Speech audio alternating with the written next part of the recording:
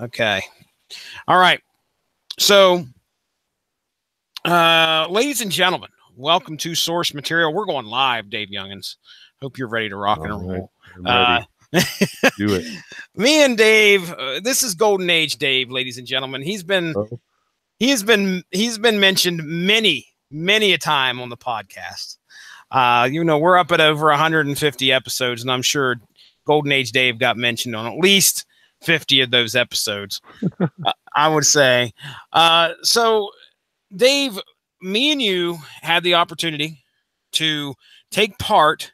You somewhat by, I guess, proxy, since you were a little ways away. You were doing the bidding for me mostly. Yeah, I was. I had the chance to go up this past Friday on the, what was that, the 6th of April, to Sugar Creek, Ohio, to take part in one of the largest comic book auctions I have ever seen in person.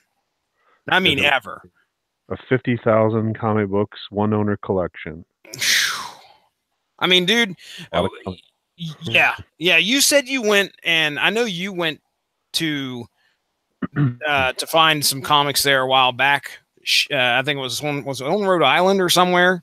Yeah, I went to an auction down in Rhode Island probably about a year ago, where it was they were selling the inventory of a comic store that went out of business. Well, you saw pictures of what I posted. I sent you. I mean, did it compare? Or yeah, it was comparable. I think at that particular auction there was about 250 long boxes.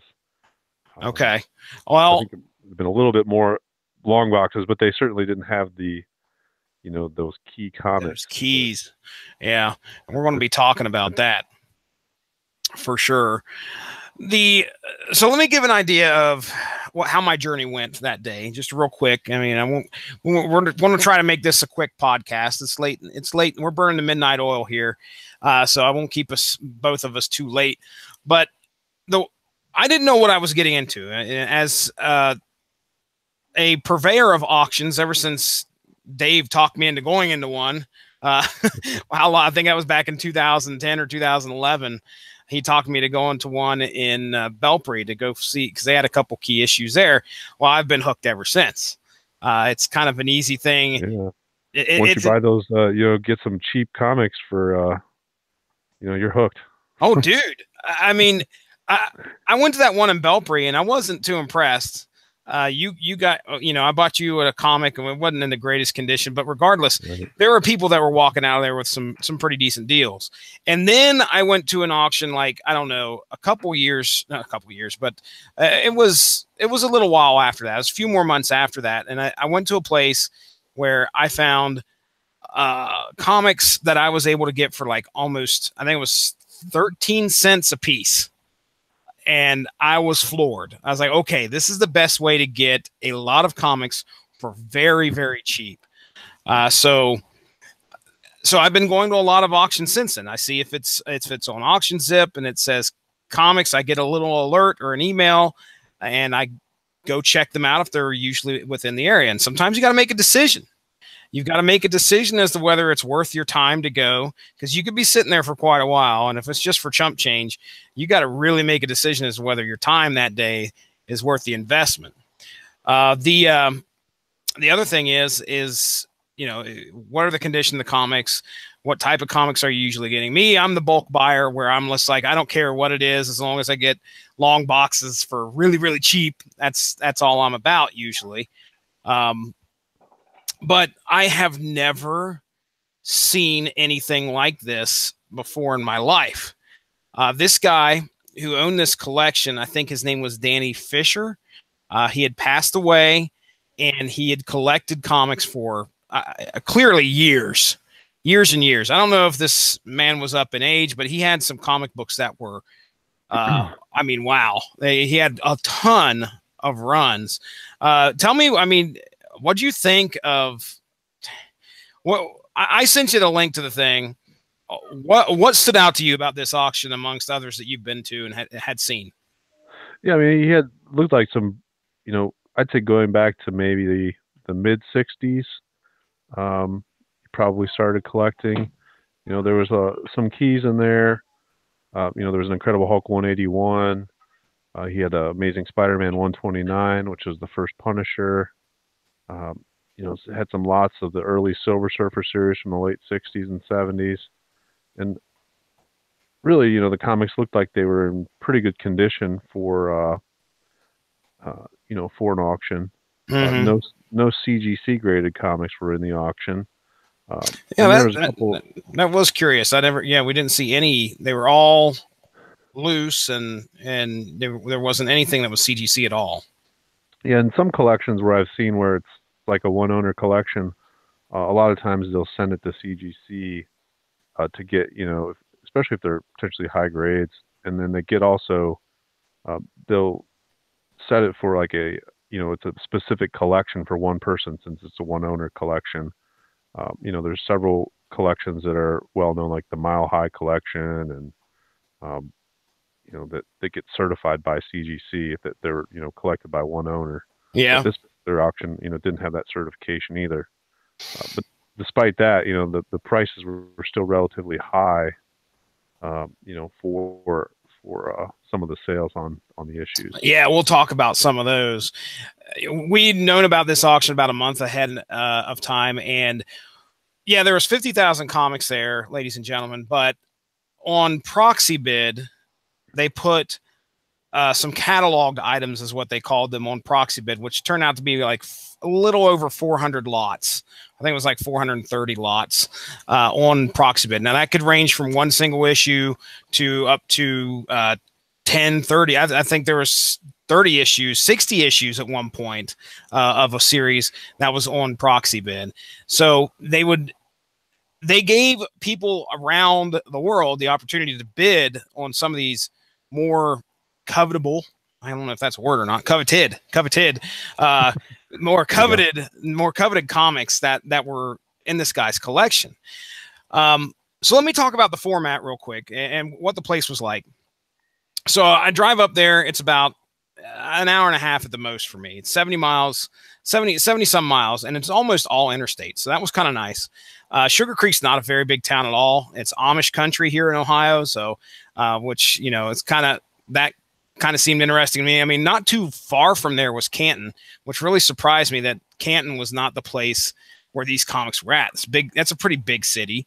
But no, it was Sugar Creek is where we headed at. So I didn't know what I was getting into. I've never been to this auction house before. So I roll into Sugar Creek, and I'm like, this is going to be out in BFE, and I'm going to have to, you know, walk through the weeds to get to this barn. All these comics are going to be at. That is not the case.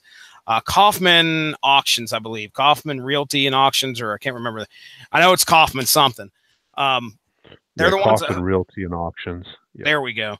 They hosted this, and I'll tell you right now, they did a great job. They have this huge, and I mean huge, warehouse that every single long box was on a table in order for just the right height so you could look through them. There was nothing on the ground. It was all up on top to where, so and then imagine this, they had 200. I bought the last two auctions, and I just looked at it today, or excuse me, the last two lots of the box lots that were not cataloged and were not online. And they had a tag for every single box that was up there. And I bought the last two of the uncatalogued items, and that tag I was looking at today, it said 268. So they had 268 boxes. Now, some of them were long boxes full of bagged comics. Some of them were just full of completely loose comics. And then some of them weren't long boxes at all. They were more like a very, I don't know, if you go to I'm trying to think of the name of these. If you go to like a fruit stand or something and they give you a big box of oranges, okay, that's kind of like what some of these comics were in. They're in these like heavy duty wax boxes that you could put comic books in. You could put, well, what I bought was graphic novels, and mine was, completely full of these graphic novels. So anyway, just to give you a thought of the sheer scale of what we were looking at, 268 68 boxes, all on tables, and you could easily go through them. So the problem is, I say easily go through them. It's still going to take you time.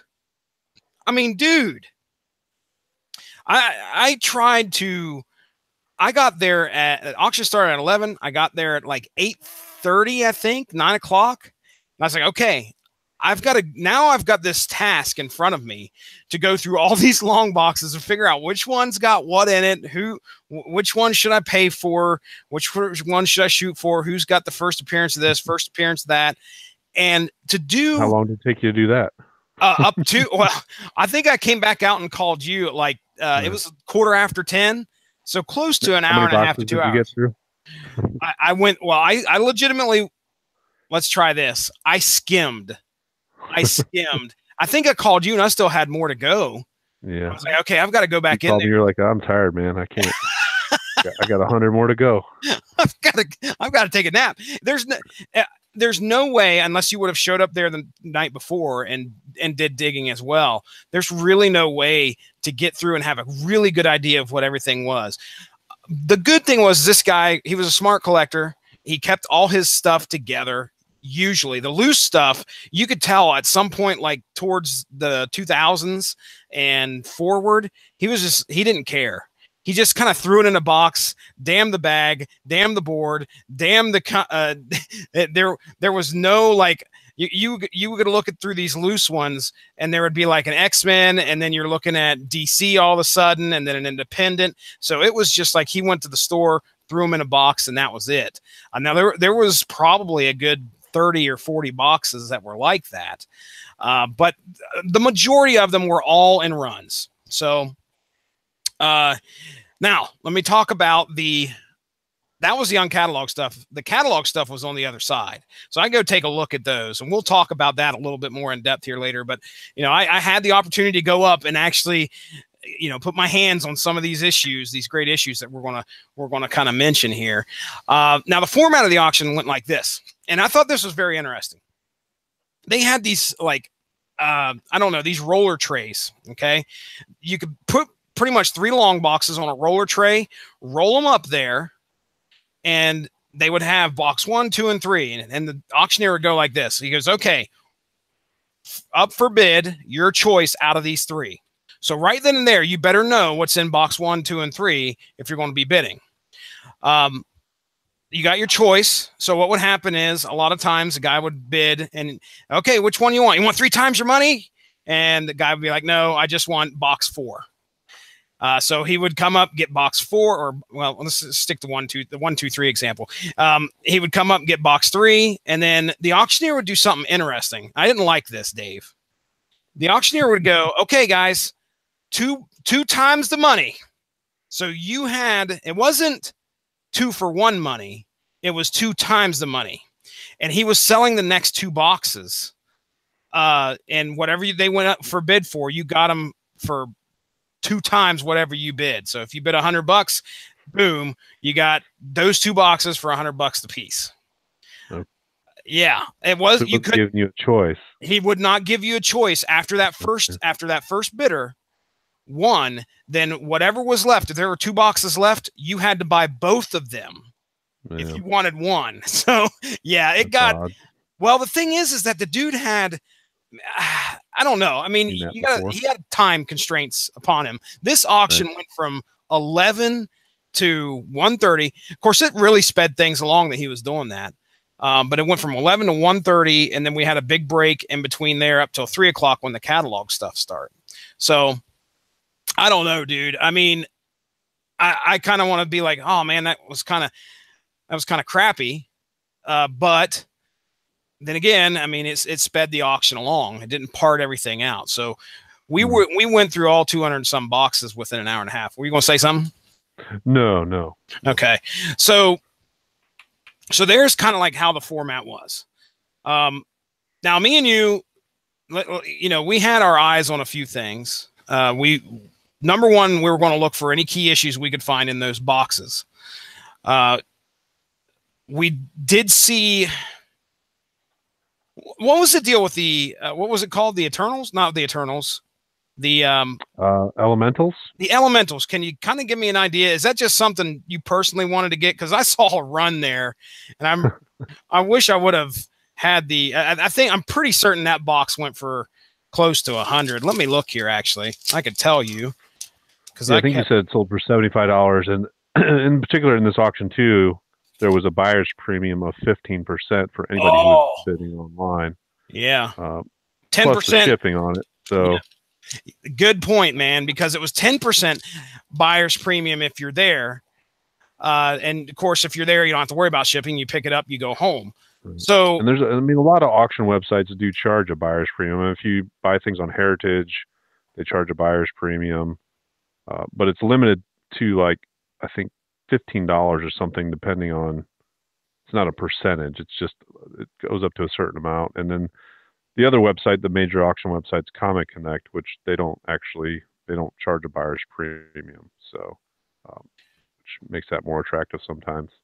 So typically too, yeah, with the auctions, they're charging the buyer a premium, but they also charge the person selling a premium too. So dude, they charge them like 15%, and then they're charging the buyer 15%. So they're making 30%. I could not believe that. I walked out of there thinking to myself, how much money this auctioneer made in this one auction.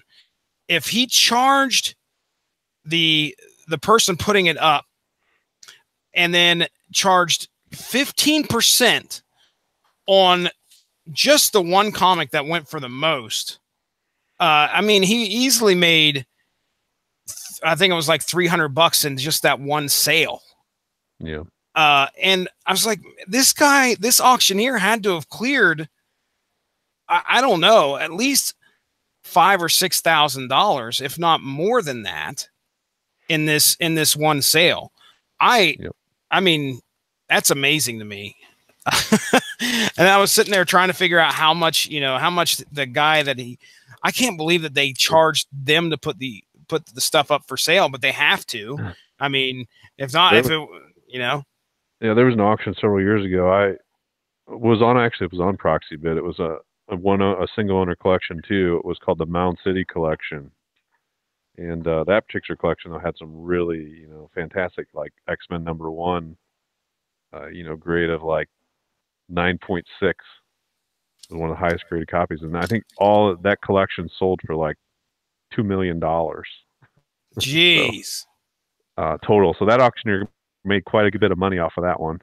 Wow. Well, now I understand why this facility was so nice.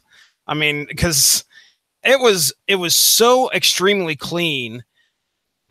The way that they had it was almost like this industrial site or an industrial garage where they had all these shelving units, and pretty much all the shelving units had these very large wooden boxes. And I assume that, whatever auction was up next, like next week, or they would just shove stuff in that box, and then a tow motor would come up, pick that stuff off the pallet, and put it up there on the shelf. And it made things look, the place looked immaculate. I'll just put it that way. But all right, so let's talk about a couple of the things that I saw in the uncatalogued items. One of the things I first set out to look for was a New Mutants run. If this guy was putting together, runs of comics, he was doing that. That was evident.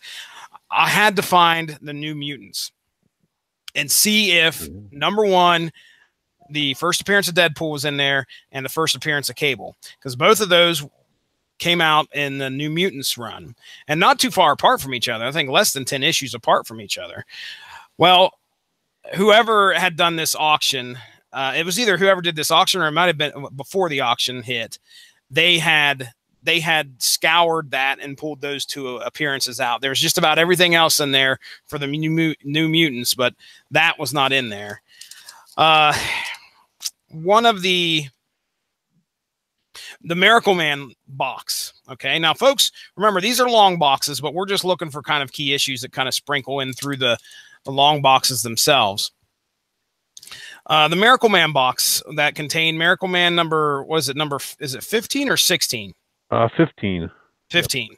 That one of the most, I think the most valuable ones out of that series. Yeah. $235 for that long box. Okay.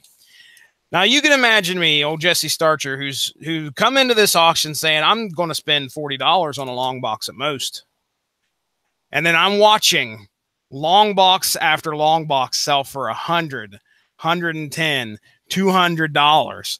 I'm just like, okay, I am either outmatched or I'm going to sit here and outweight these guys' wallets. Me and Dave had a discussion about that. Jesse, I'm sorry. Dave's like, well, these people came to play, and I was like, no, because I've been to auctions where I've tried to, like, I've just bid because I know the guy next to me is going to continue bidding. Yeah.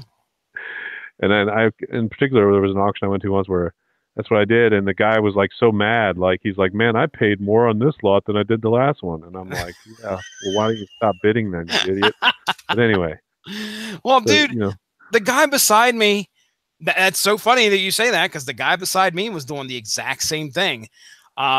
He would not let anything go. It seemed like in that first, at least the first hour to an hour and a half, this guy, if the boxes would start at like 25. I mean, clearly the auctioneer would start, who'd give me $100? Nobody's going to bid. $50. Nobody's going to bid. 25. Boom. Hands start going up. Well, as soon as you heard the word 25, oh, Leroy beside me, he's got his hand in the air, and he knew that a long box is definitely worth $25. Anybody in that knew that $25 was enough for a long box, but then he would continue to bid, and he would easily go up to $100 to $150 on a long box. It wasn't really until, after about that hour and a half mark, he started getting choosy.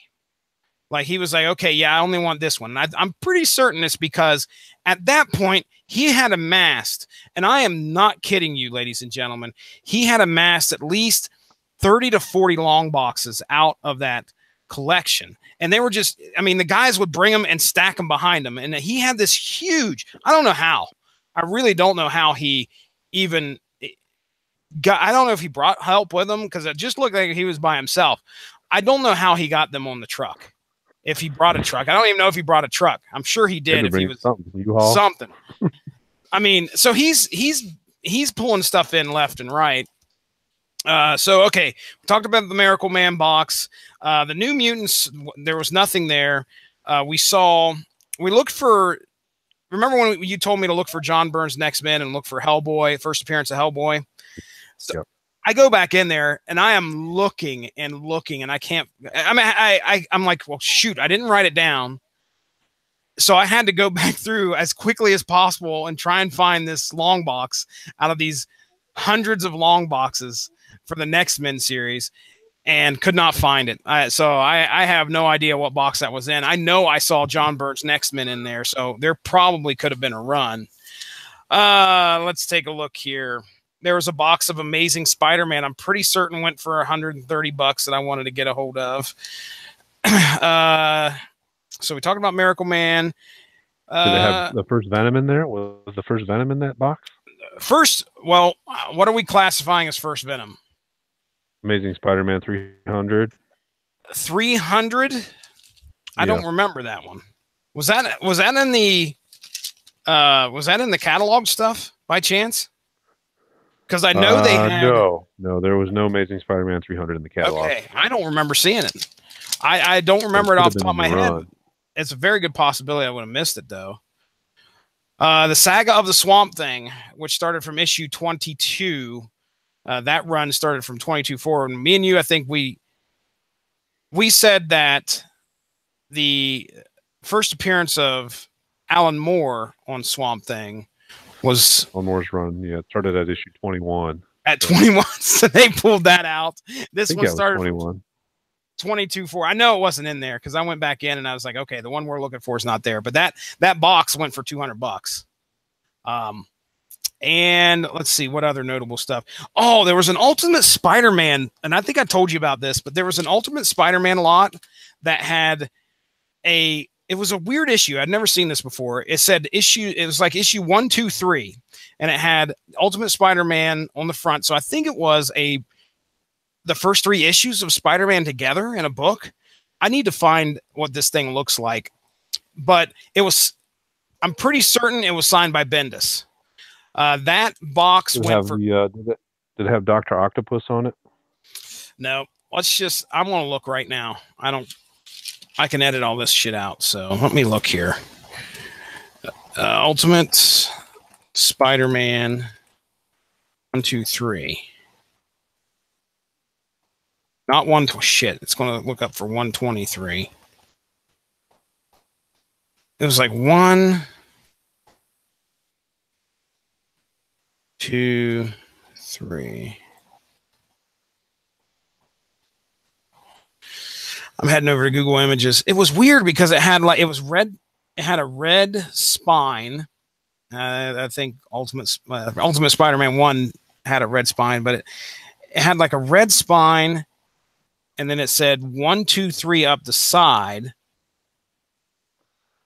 I'm looking through Google Images right now, and I don't see it. Oh my gosh! I wish I would have took a picture of it. So they had that first Alan Moore Swamp Thing's at issue 20. 20. Yeah, they knew what they had. Let me look and see if I took a picture here. I might have. I snapped a few pictures of what I saw there because I was just utterly amazed. And I was overwhelmed. There is a particular Spider-Man, Ultimate Spider-Man, that has the first 3 issues in it, or that's quite valuable. Oh, you're kidding me.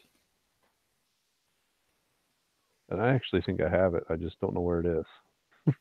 I'm looking for it right now to see if I have. I took pictures. I think I'm aware of it has a like Dr. Octopus on the cover. I took a video of this Amazing Spider-Man. Oh, and I passed right over it. Oh my gosh, it's a nice little run of Amazing Spider-Man. Why didn't I post this stuff? One that's the Ultimate Spider-Man #1 2002 reprint has a Dr. Octopus on the cover. What's the 1, 2, 3 look like? Is that the one I'm describing? It has red. That reprints issue 14 and 15. So that's actually, I think that's the one I got. What? Okay. But you did see one that had 1, 2, 3 up the side? 1, 2, 3 up the side. Yeah, I think I'm actually looking at Heritage right now. So. Oh, that upsets me. Well, I can tell you that box went for $200, so that might be a reason. Plus, it was signed by Bendis, which is a hot name right now. I mean, my goodness. I don't want season 1, 2, 3. No wonder I'm not able to find it. There it is. Okay, I found it, dude. Yeah, it's collected edition. On the right-hand side, it says issues 1, 2, 3. Collected edition from 2002. But yeah, it was signed by Bendis, so I didn't know that was more of a collectible issue. So I think there's two. I think there's a cover, or one of the front cover has Dr. Octopus on it, and I think the back cover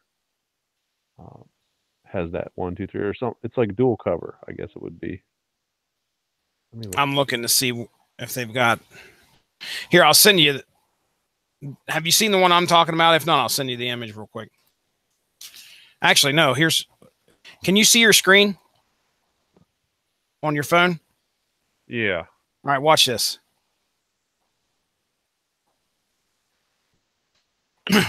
Okay, now let me click on me. Yeah, I see it there. Okay. Yeah. So that's what it looked like, except it had Bendis' signature on the side there as well. So, I mean, I wonder if I have that. I don't know. I lucked into some Bendis signatures a long, long time ago. One of the best auctions I ever took part in my entire life. Okay, so let's see what else. Now, you remember our talk about the Silver Surfer issues? Yeah. What were you telling me to look for in that? So in particular, this auction, there were 2 lots of Silver Surfer comics.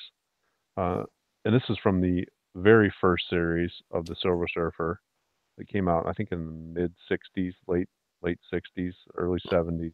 Mm-hmm. And then they did a reprint of the series in the '70s, I think started 1969, called Through Fantasy Masterpieces, or Fantasy Masterpiece. I can't remember what the exact title is, but in this particular auction, I was following the bidding on the two Silver Surfer lots, and then the actual lot that was selling for more was the reprint.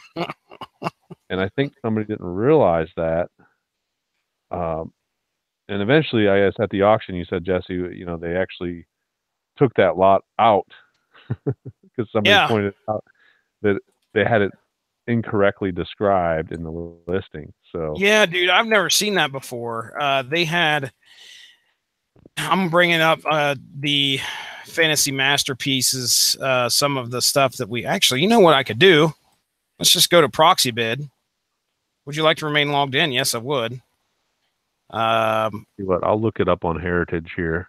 Okay. See if I can find a sale of Fantasy Masterpieces. So I'm looking. Oh crap! It's not going to be on here because it got taken off. But the regular, I'm looking at the regular lot, and it sold for 17 books, number 2, 3, and 5 through 18, sold for $525.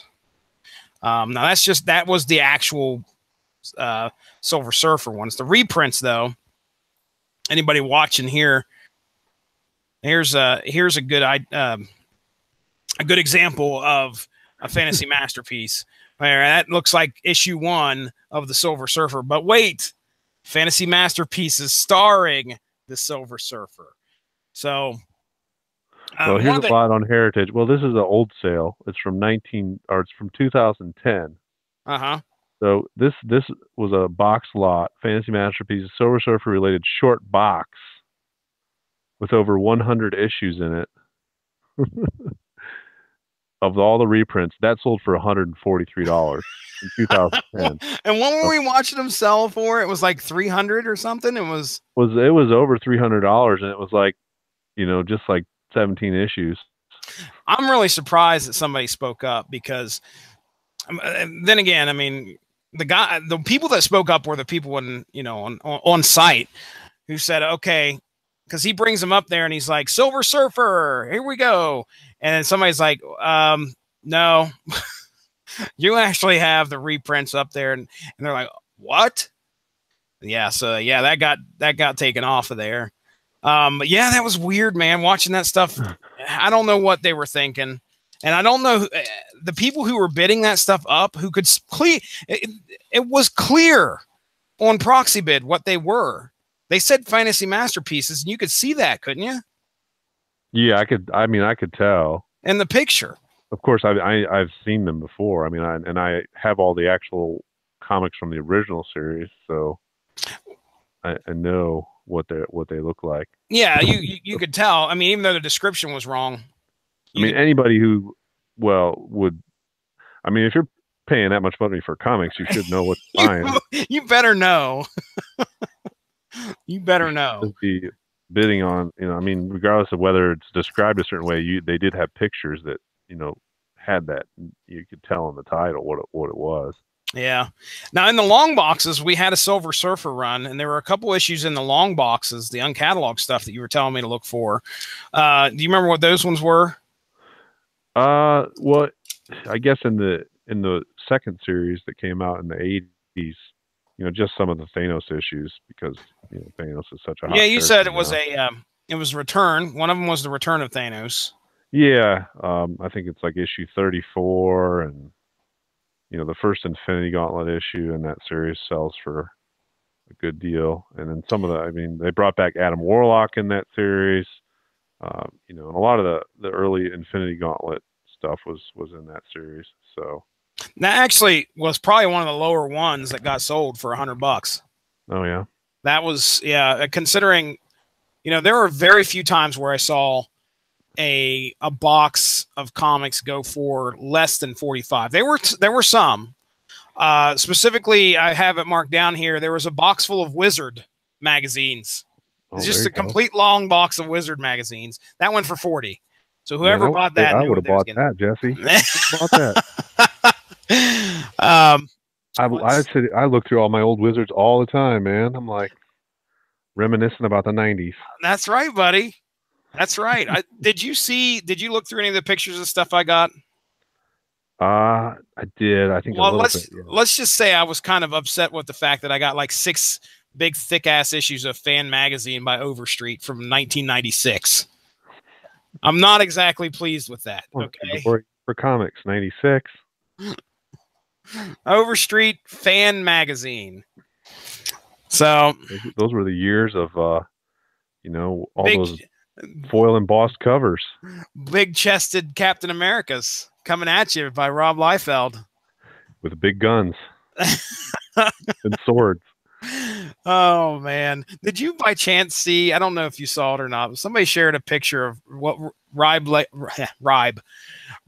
had done a sketch of just this complete thing made out of big pouches. Captain America? No, dude. It was a pouch man. He was just nothing but pouches that had a gun that was made of pouches that shot pouches. Just share that on Facebook.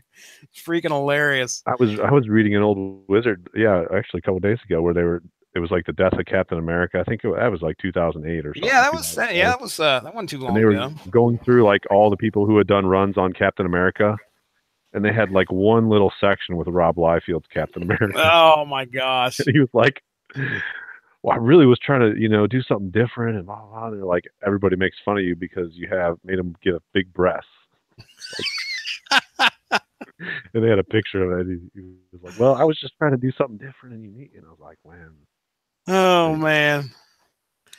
Well, okay. What else do we have here? I'm trying to see if I have anything else in the uncatalogued stuff we can talk about before we move on. Like I said, I walked out of there with 3 boxes of trade paperbacks and a few magazines. I got some really interesting stuff. I was shooting for, there were boxes full of like Marvel and DC trades. So I walked away with 3. And the only reason I had 3 was because the auctioneer got me on that whole, 2 for, or 2 times the money thing.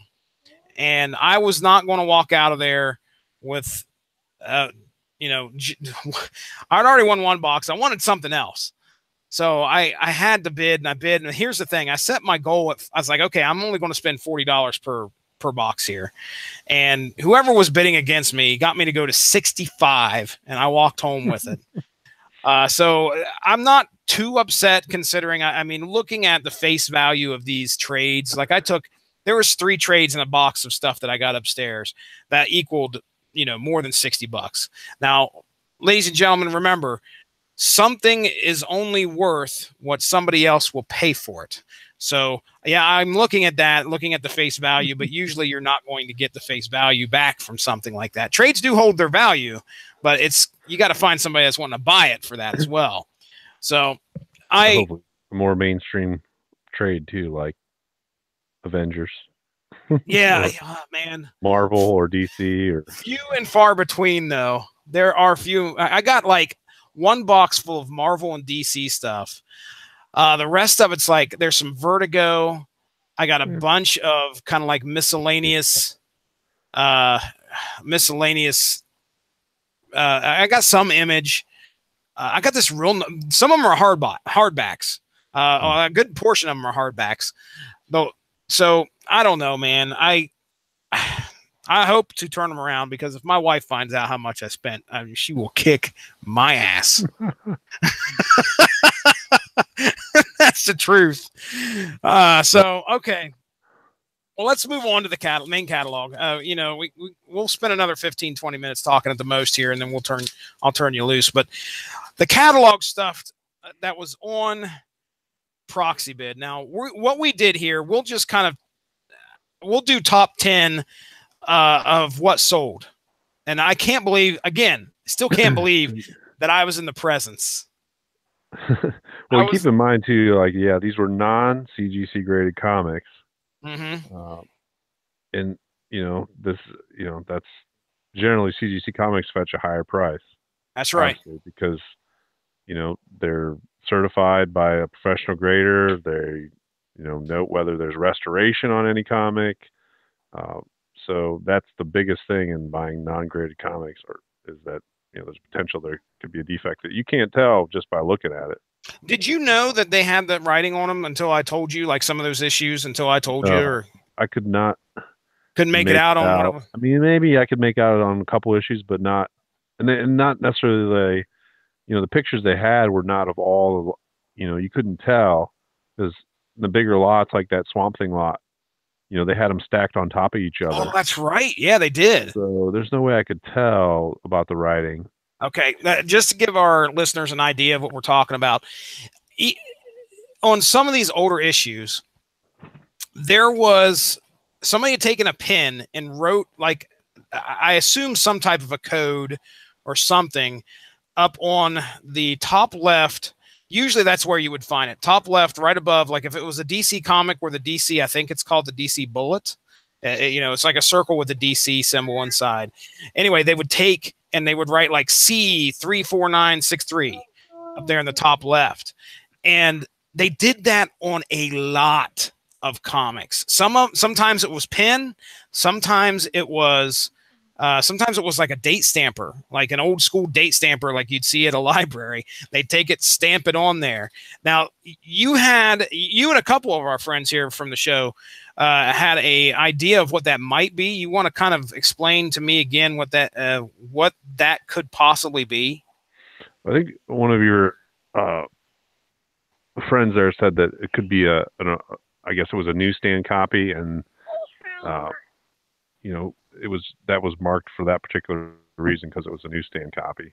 Okay, does that make sense? Yeah, I mean, I think I've heard. I checked in my CGC. I think it's a grading guide. I was looking for anything particular in there about it. I couldn't find anything. So I have heard, at times they used to stamp arrival dates on things. And I think I've read some things somewhere, so I don't know exactly, that said, yeah, when there's like newsstand comics, sometimes they would write in pen or ink or something in that particular area to note when they got the comic or some sort of reference number. So I don't necessarily believe that affects the grade all that much. But I mean, certainly it would affect it. It's not going to be like a 9.8 or something, or a 10 if it had writing on it. Yeah. And I'm coming from an age, me and you both come from an age where we're the speculators, and oh my goodness, don't bend that comic. Do not write on that comic. That's kind of what we were bred as comic book collectors in the 90s to understand. You wanted a mint condition, whatever. A collector of just about anything is the same way. They want the mint condition, whatever they want. But these comics were from a time where, that really wasn't a whole mentality. I think the Swamp Things were, what would you say? Were those from the early 80s? Not sure exactly when that series came out. I want to say I think it was from the early 80s, the very first Swamp Thing series. If it ain't the 80s, it's the 70s, because it certainly isn't. Yeah, it's either late 70s or early 80s. Yeah. And back then, that was not a, that wasn't the mentality. These guys weren't collecting to collect. These guys were collecting to read. What'd you say? Yeah, they weren't collecting for investment. Yeah, exactly. All right, so here we go. We're going to go from 10 to 1, Golden Age Dave, on the proxy bid top of this auction. And well, you talk about whatever issue you want, whatever you please let us all know what your thoughts are as we go up through the list. Because I know there's one for sure you're going to just be like, you might have a few things to say. So let me count down here. 1, 2, 3, 4, 5, 6, 7, 8, 9, 10. Normally when I bid at an auction, I always go onto Heritage or some of the other sites and do some research to see around approximately what those issues are selling for. Heritage has a good job of, you can look up the past auctions from like the past 10 years and you can get a perspective of what things are selling for now. Yeah. So. And sometimes, you've got to take into account the hot trend that's happening right now, which is clearly I've had like I overheard 2 or 3 people at that auction talking about the first Black Panther. You know, because that I think the first Black Panther was at this auction. Yes, and it was. It was not in the top 10 though. No, it was not. It would be, I don't know. It sold for $600, but it was not in the top just 10. Just outside, as a matter of fact. But that is certainly a hot comic now, and it has gone up substantially in value since the movie came out. Yeah. I personally do not own a copy of that because I hey, never collected quick that tip. Issue, so. Quick tip. I just heard here. I listened to you know NES. Is it Pat the NES Punk? Yeah. Okay, he has a podcast that he does, and they just released the most recent podcast, and they were talking about Ready Player One. Have you seen the movie? No, I haven't. Okay, I haven't either, but they made sure to kind of tell us that featured in that movie is the Atari game Adventure, and Okay. apparently it is rather featured in the film and an important spot. And Oh, really? Because of that, copies of Atari's Adventure have God. gone up and almost doubled. Wow. Just remember that. That's still a crappy game. Oh, man. You know, I played that, a long time ago when it came out, but to come back and play it today, it's really crappy. you know the whole sorry, adventure lovers. Yeah, you broke all their hearts. One of I think the defining thing of that game is the fact that the guy that created it put his name in there. It's like one of the first ever Easter eggs. So, like you could go in there and do a certain set of things, and then you could go see this screen that says created by, and it has the guy's name. It was like the first ever time a creator associated as a creator actually put his name on a game. And then, of course, we are where we are today. So that's another reason why I guess it's coveted. I'd assume. Other than the fact here's the world we live in, Dave. They could make a movie. They're planning on making a damn series about Nightwatch. Do you remember Nightwatch? Yeah.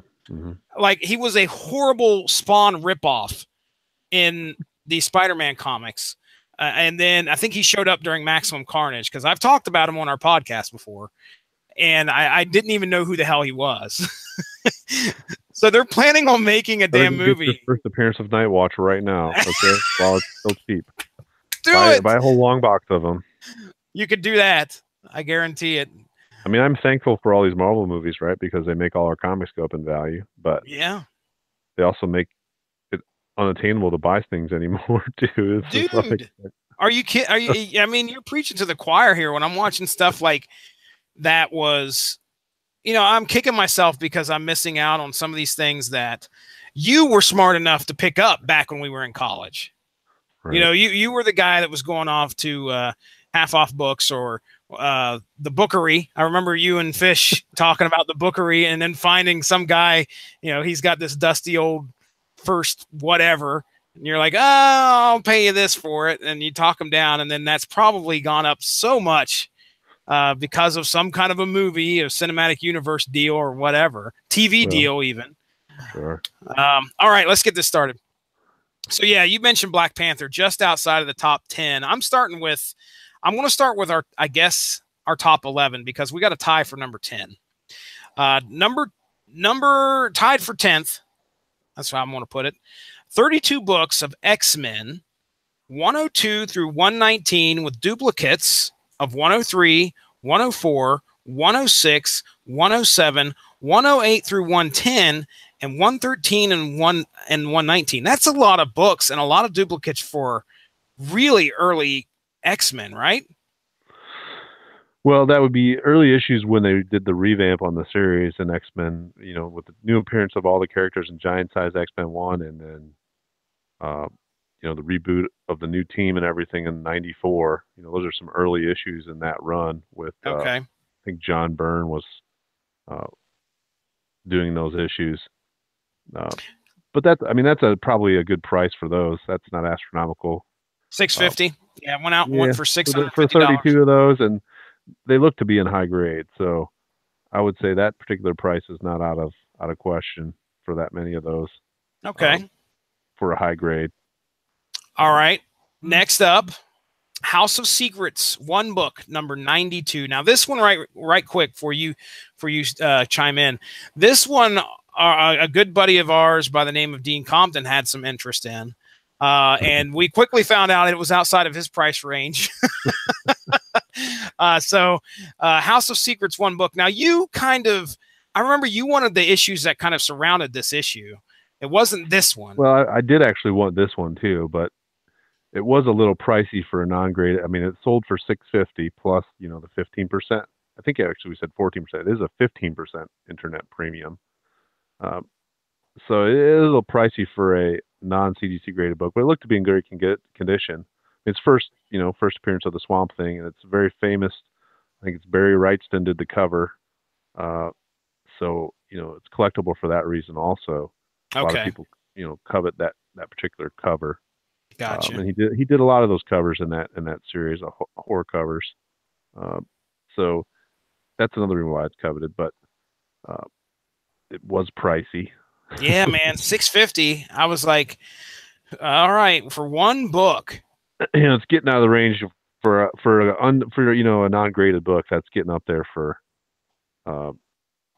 you got some risk there. I hear you.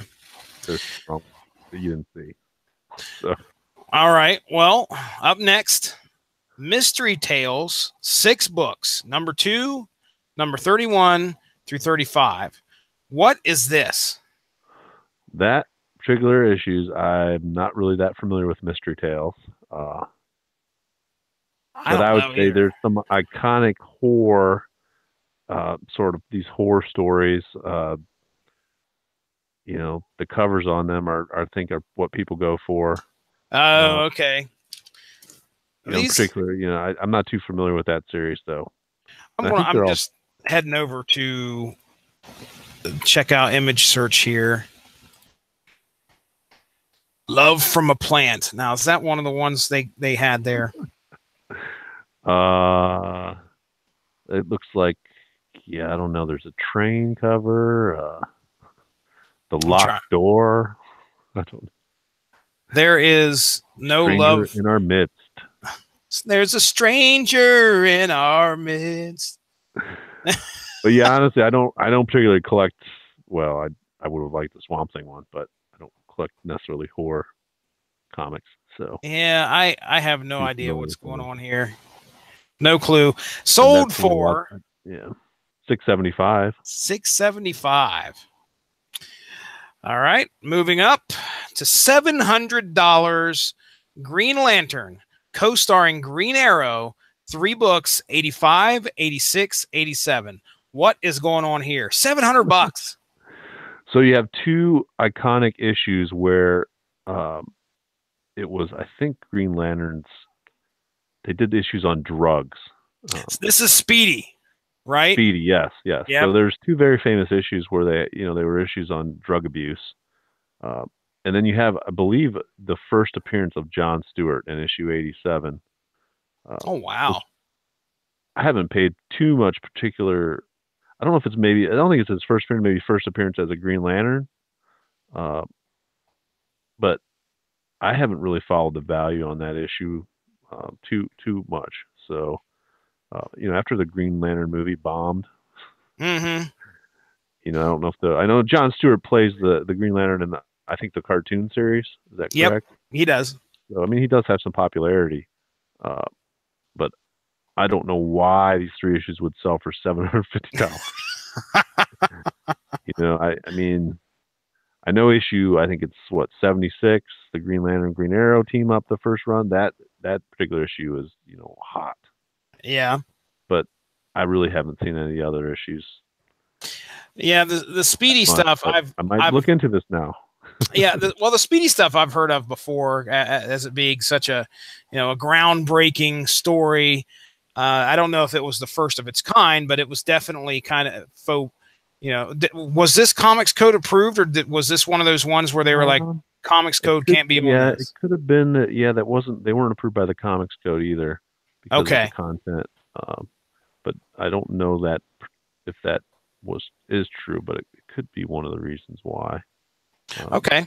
They are more valuable. Well, All right, so that was 700. Moving up to 725. You know, I think I'm just taking a look here. Yeah. Wow, dude. I want to know who this is. There on our top 10 here, we have 1, 2, 3. 3 sold to somebody. Well, 3 sold to the guy that bought the Green Lantern issues. He bought that, and he bought one other lot, and then he bought the top spot on this list. Oh, he did. Yeah. Yeah. So he had some money. But let's go ahead and talk about $725 for X-Men 10 books, number 7, 11, and 13 through 20. Why are we going $725 for these? Well, they're early X-Men. You know, from the pictures, I can't really tell what kind of grade they are. So I'm only assuming they were, you know, in a higher grade. You know, you're looking at what, $75 an issue. So, yeah, I think that's probably not unheard of for early X. Do you think that a run of comics helps boost what it could potentially sell for?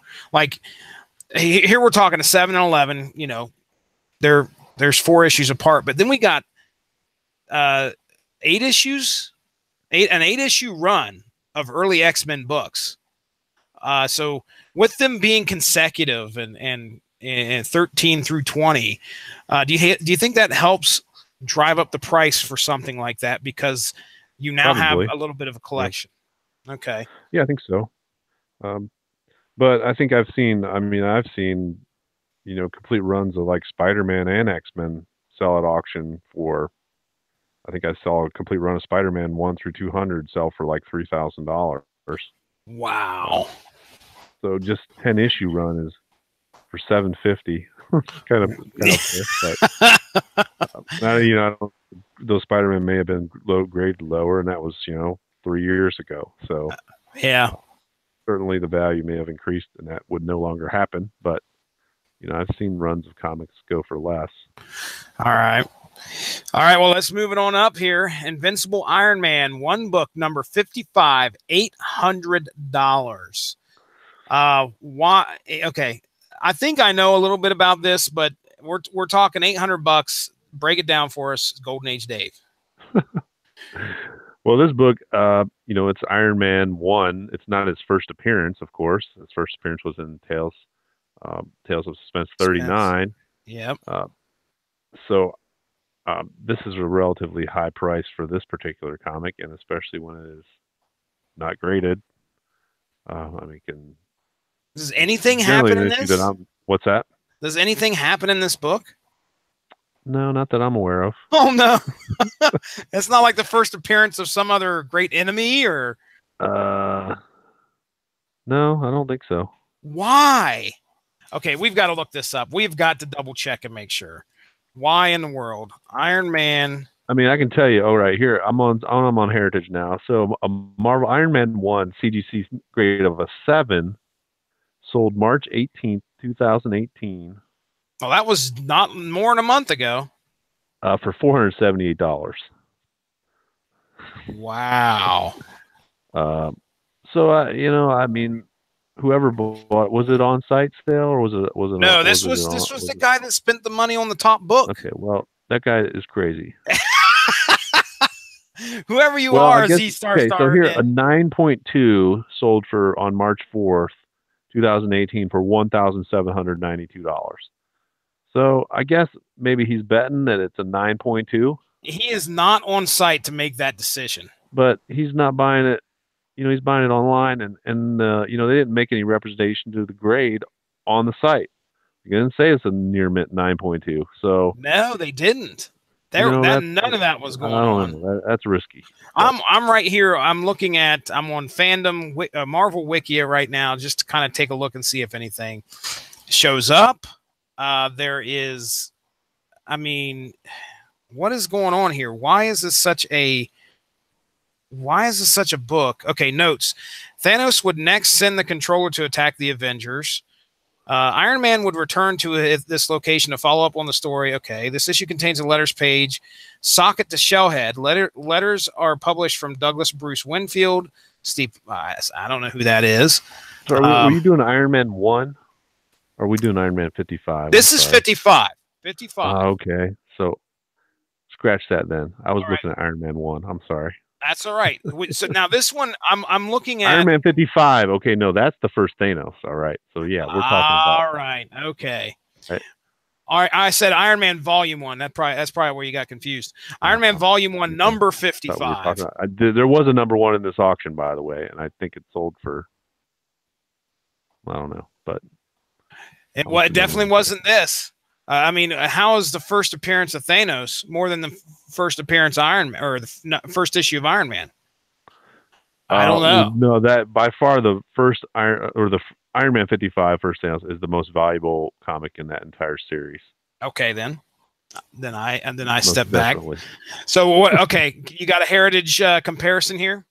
Well, I got a 9.6 sold for February 22nd, sold for $3,824. I got a 9.0 that sold for $1,015. That's so I mean, this guy's betting that it's a high grade. So I can already see some rolling on the spine. Do you see that? 7.5 sold for $776.75. Okay, I could maybe say that this might be a 7. Maybe. I'm just kind of. I mean, if you look at this issue, there is some. You can see the spines rolled at one point. You can see that easily just by the way it's kind of faded and the light's shining off the spine. Now, Dave, you're more of the. You understand how that affects value more than I do. I mean, is that commonplace where they're just like, oh, okay, well, it's rolled the spine a little bit, no big deal? I think that would automatically put it down to like a 7.5 or an 8, a rolled spine, if not lower. I mean, it depends on the significance of the rolled spine, but don't think you can make that judgment looking at the picture. The way they make grades is, how many defects does the comic have? 9 and above can only have like 5 defects, and they can only be a certain type. I mean, I don't get into grading too much. I mean, because a lot of the comics I buy are certainly lower grade, 4 or 5, because it's very hard once you get to that level to, distinguish, unless you spend a lot of time grading comics and analyzing them. Yeah. Which I don't have time to do. So, all right. You tell what a 9.2 is, but 8.5, I don't know. Let's move up. We're getting into the top 5 here. Man, I'm sorry I'm keeping you so late, Dave. Top 5. Okay, we're getting into something that I love. Everybody knows that I love. Anybody to listen to this podcast, at least 10 episodes of this podcast, I love the Punisher. And I got to see for the second time in my life at an auction. Because Dave, I called you on the day that I saw my first ever amazing. What did that Spider-Man. one sell for? Wow, that went in a long box, and that went for way less than what this guy paid for. Oh, that was in a long box? How much did it sell for in a long box? Dude, okay, let me take you back. I'm going to take you back to the day of your first child's birth. All right?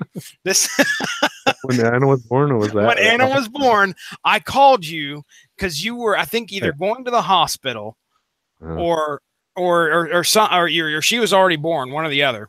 Okay, so I have a reason why I didn't buy it. And I mean, hey, if you're going to let Amazing Spider-Man 129 go, it's probably going to be a good idea to let that go, at least on a significant day, such as you being at the hospital with your wife while she's in labor with her first kid. Madison bidding at an auction on the phone during that time. Your wife would kill you. Oh my God. You never hear the end of it, at least. But so, okay. So I walk in there, and this is the classic story of the Nemesis, where I walked in and I saw this 129 sitting there, and I was like, I couldn't believe it. I had to call you. I called you and let you know what was going on. I think that's when you told me, hey, I'm on my way to the hospital. I'm like, dude, you wouldn't believe what I've seen here. So anyway, I go back in, and I'm at the auction with my wife, which is probably that's the worst thing that could ever happen to a man. When you take your wife to an auction, you cannot spend what you want to spend. I'll tell you right now, I would have been an upset man if I would have took her to this one we just went to here this past April, or here earlier this April. But anyway, so my wife was right there. And I'll tell you right now, Dave, he walked away with that long box probably under $150. Oh, God. I know. I know, dude. I'm looking at this right now, and I'm like, why? And I remember when your wife wouldn't be mad at you now, though, would you? Because you go resell that on eBay. Yeah, I need to tell her. I need to tell her. Listen, do you remember? I remember like outside after he was probably so happy that he got that. I remember talking to him and asking him like, okay, do you understand what you got there? He's like, oh yeah. He's like, there's no way I was letting that box go. And I was just like, man, fuck you. I wanted that. Yeah, I would have bid against that guy on purpose. I should have. Like, no, I wouldn't have had the money. I would have just been like, all right, I'm bidding against this guy. You know what I should have done is I should have won I would the like box. 1,000 right here. And be like, and look at him like, yeah, buddy. Flip him off. Yeah. What you gonna do now? I should, man. And then you have to go up to the auction and be like, I'm sorry, man, I forgot my wallet, and then just get out of there. I would have. I should have entailed some, there was like, I don't know, 3 or 4 long boxes there. I really should have employed some dirty tricks and just been like, oh, that issue made it over to the long box of Image Comics. Whoops. That would have been dirty. So anyway, okay. So enough about the past, the horrible, horrible past. Let's talk about what happened about a week ago. $825 for Spider-Man, Amazing Spider-Man 129. Yeah, that's fair. Pretty good price for that. That's on target. Yeah. Now let's go up next. This is the one where you were kind of scratching your head. $850 for 3 books of Batman, 251, 252, and 253. Right. Any idea? No. 251. So one of the issues has the appearance of Shadow in it. One has a Joker cover, and I don't know the significance of these issues or why they would sell for approximately about $200 a piece. I think I looked up a CGC one with the Shadow on it, and then 9.2 or something sold for like $350. So, obviously they must. What was this sold to? Was it sold on site? Oh no, it was online. So, this was online. 850 online. So $3. I tell you what. Congratulations. I'm just kind of looking through here just to see if anything. The Spook's origin showed up in 252, 253 was the Shadow, like you were talking about. Of any significant character? No, man. 251 had just like you said, there was a Joker cover. There was a Philly Jack Barton appears only as a corp. Packy White only appearance dies. Albie only appearance dies. Bigger Melvin only appearance dies. Bing Hooley. Okay, CGC 8.0, a 251 sold for $430. Why? Well, I don't know. I guess this is a hot issue. 7 sold for $310. I'm looking for trivia. Oh, I was not aware of it. Okay, I'm gonna read this to you. Here we go. It says, notes, this issue is historically significant for the following reasons. It marks the Joker's return to his violent roots. After being portrayed as a mass murderer during the early years of the Golden Age, Joker was reduced to being an annoying prankster on the late years of the Golden Age and on his scarce appearances during the Silver Age. With this story, many elements of the Joker's original portrayal were updated and remain to the present day a constant feature in the development of the character. This story also makes it relevant the fact that criminals like the Joker are held in a mental hospital for the criminally insane. While some Golden Age stories also mention mental hospitals for the Joker and other villains, the idea had been largely forgotten during the entire Silver Age, and the concept is first revisited in this issue. Arkham Asylum would make its first official appearance as Arkham Hospital in 258, only 7 issues after this one. The issue also marks the permanent return of Batman's Rogues Gallery after several years of absence. So I don't know. I guess the big thing is the Joker's return to his violent roots. Okay. Because not too long after this, what was this, 1973? So about 16 years later, he's got the crowbar and he's beating the shit out of Jason Todd. Okay. All right. Well, in 2007, it sold for $59, and in 2017, it sold for $525. So there you go. What the hell? Same grade. All right. 8.5. All right. So save your money on the $850 there and take $400, put it along with it, and you can move on up to Our Army at War, number 83. Boy, did this one take me by surprise. Not because it was something I didn't expect to sell for so much, because I didn't know what the hell was going on in this book. Shortly thereafter, I figured it out, because this thing went for $1,250. And Golden Age Dave, what is the significance of Our Army at War? So 83. First appearance of our beloved Sergeant Rock. Sergeant Rock. You read too. Have you ever read much with him in it? No. Okay. Well, I will tell you right now that we did a show on. Let me say, first true appearance of Sergeant Rock, currently listed as number 15 on Overstreet's top 50 Silver Age comics. Oh wow! No kidding. We did a source material on a book that was. Oh man, I've lost all. I actually got the book in one of the box lots that I won at this auction. And I cannot remember what it was. The only Sergeant Rock book I've ever read. And it's a story that was told probably back in the 90s. But it was actually a really good book. But the character of Sergeant Rock, I've honestly could care less, but there are clearly a lot of people that respect Sergeant Rock. So much for this thing to go for $1,250. Go ahead. I think it is maybe a rare comic too. I mean, I'm looking at Heritage, so a 0.1. 0.1? How do you have a 0.1? Sold for $286.80. So what is a 0.1? 0.1. I mean, that is like. Here. Is there a cover involved? Yeah, there's a cover on this one. No, they don't. Oh, incomplete. So. When you say incomplete, something. What's that mean? Like missing a page or some pages? But it does have a cover.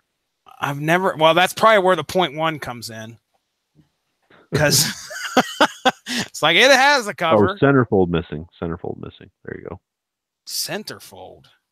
Yep. Now that kind of depresses me, because I got the first appearance of Poison Ivy for really, really cheap, but it doesn't have the damn centerfold. Yep. Well, it's a 0.1. No. But remember, this still sold for $286 as a 0.1. So yeah, that ain't bad. I mean, I have 0.1 comics too. I have some Golden Age stuff. I mean, I have like a Marvel Comics number 10 or something that's like a 0.1. You know, and I still paid like $300 for it, but it's a Marvel Comics number 10. Yeah. So yeah. It's worth me. This was bought on site. And I think it was fun to be in the presence of this. That was one thing I just couldn't, I couldn't pass this auction up, because it wasn't so far away to where I didn't want to take part in it. I wanted to be there to experience these comics in the same room as I am, and watching these comics go and see how much they were going to sell for. So of course, I paid attention to the Spider-Man 129, and that actually sold on site along with this Our Army at War. It sold on site as well, and it was so cool, because after people would win it, there'd be like a round of applause. I'd be like, "Yeah, way to go, man! You got a comic, sweet." But I mean, that's a good price for that book. So it's definitely, I think, probably worth that. All right. Well, let's move it on up. We're getting into our top two here. Probably two of the most iconic books in Marvel history, in my opinion. Both of them mutant related too. We got number two coming in at $1,500, sold online. X-Men Giant Size #1. All right. break it down for us, man. Tell me all about it, Golden Age Dave. What do we got here? This would be the first appearance of pretty much all the current most popular X-Men. Mm-hmm. You got Colossus, you got Storm, Nightcrawler. You got second appearance of Wolverine, full appearance, I guess. So a lot of and a reboot of the entire series. For a while there, the X-Men was pretty unpopular, and they were just reprinting the old stories. I think from issue 70 to 93. There's a lot of reprints in there, and then this was the reboot. So, pretty popular comic. Yeah. Definitely. What do you think? 1,500? You think that's worth it? Not for an ungraded copy, but hey, want to throw down some money? Why not? Why not? All right. I do actually have a giant size X-Men one in my own collection. Do you really? Nice. Very nice. And it's not. I did not pay $1,000, $1,500. Man, well, how long ago was it when you bought it? Oh, I don't know. 10 years ago. Was this a bookery book? Yep. Was it really? Yeah. No kidding. All right, so that was number 2. And number 1, I think we talked about it a little bit here earlier. This is the first time I've ever been in the presence of this book, and that was Incredible Hulk number 181, first appearance of Wolverine, going for $2,300. All right, now I want to look at this again because I can't remember if this one had this one has the writing on it up at the top.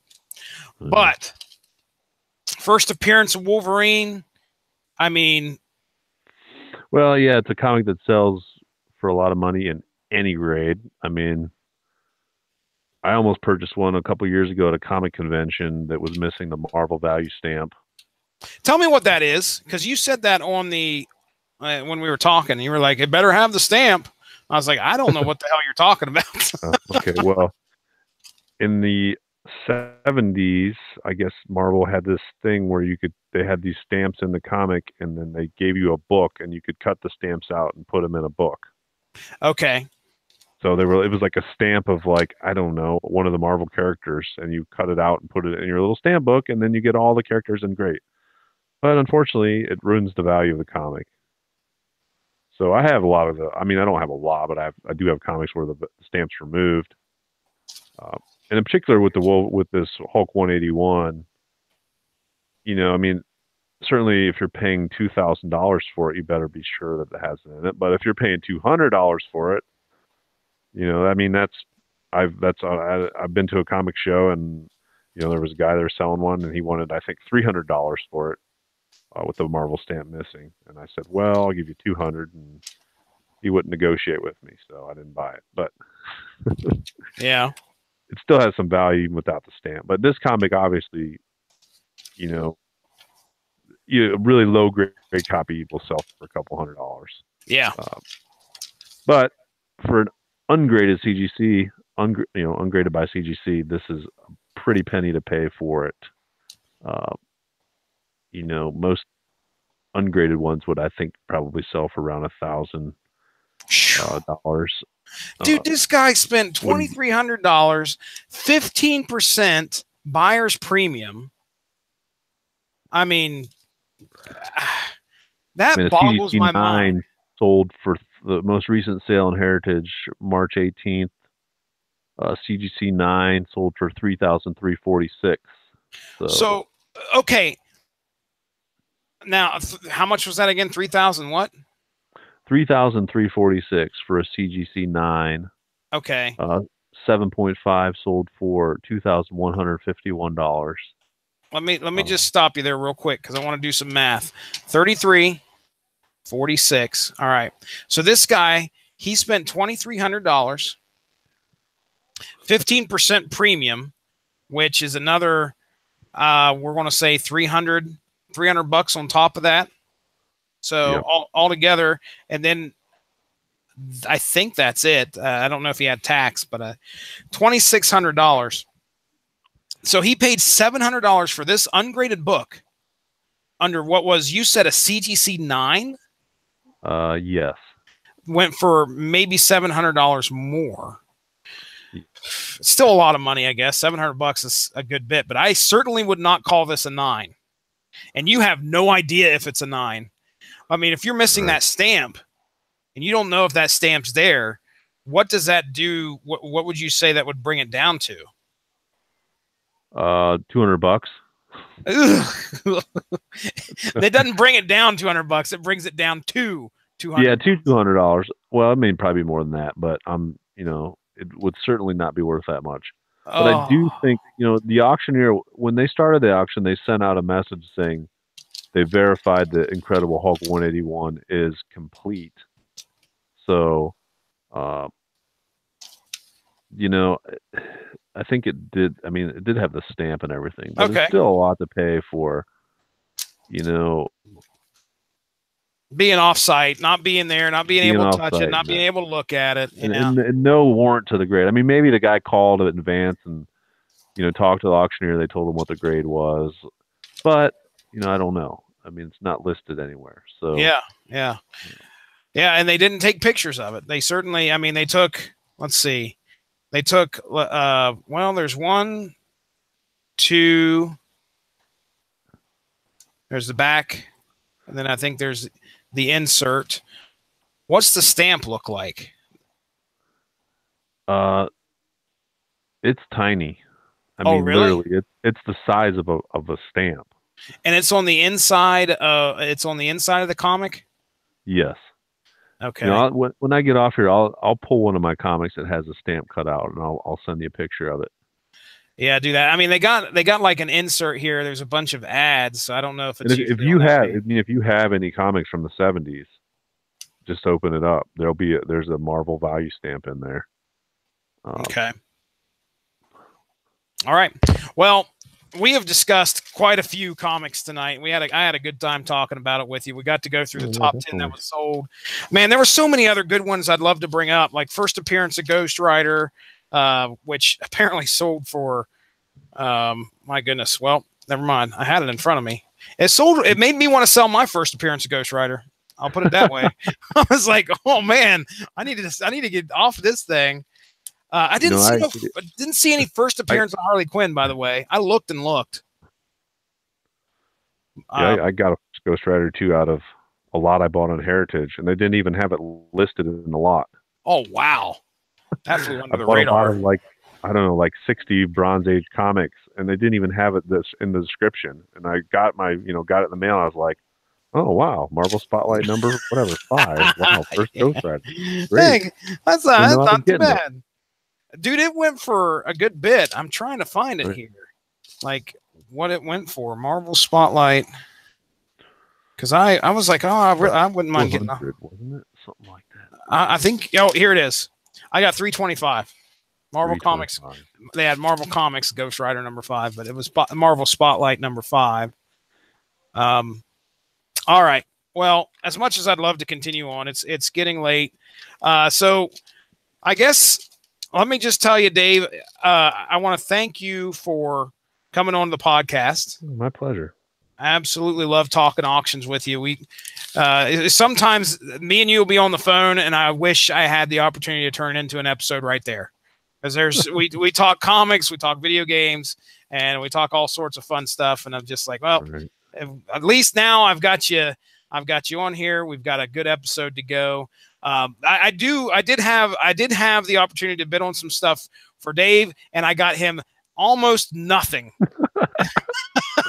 Yeah, we had a little miscommunication problem. Well, dude, it was right there in that middle of that damn warehouse, and you call me, and I can hear you perfectly fine. You cannot hear me over the auctioneer going 29. I'm like, well, I don't know. We got one lot. That's all right. Yeah, we got one lot. I just looked at those up there earlier. Nice little run of Batman. So we'll have to get those to you. And then I went and bought some stuff on Heritage just to make myself feel better. And I got some of the issues on that they were selling there for a lot cheaper, so I felt good. All right. Well, Captain America and first Ra's al Ghul. So nice, very nice. All right, well, let me stop sharing here. There we go. I'm gonna stop all that. And well, all right, ladies and gentlemen, this has been our coverage of the greatest auction I've ever been to in my entire life. The 50,000 comic book auction, April 6, 2018. If there's ever another one that comes along that even compares to this, you can guarantee that I will be on here doing a podcast about it again. I do have, if anybody's interested, you can go to the Source Material Facebook page. You can take a look at every single one of those graphic novels that I won. If there's something in there that you're interested in, my wife would probably love for you to shoot me a message and say, hey, I'll give you $5 for this. Make back my cost. But no, you can check out the pictures on there. I got stuff from Marvel, DC, Vertigo, all the way over to some weird independent titles. I got like a run of Conan graphic novels. So I ended up coming home with a lot of stuff that I probably will enjoy reading at some point in my life, but it won't be anytime soon. So, all right, let's go ahead and get on out of here. Golden Age Dave, once again, thank you very much for coming on the podcast. You, I'm glad you got to get on here with me. My name's Jesse Starcher. That's Golden Age Dave. We are taking you out of here. Everybody have a good one. Bye. Bye.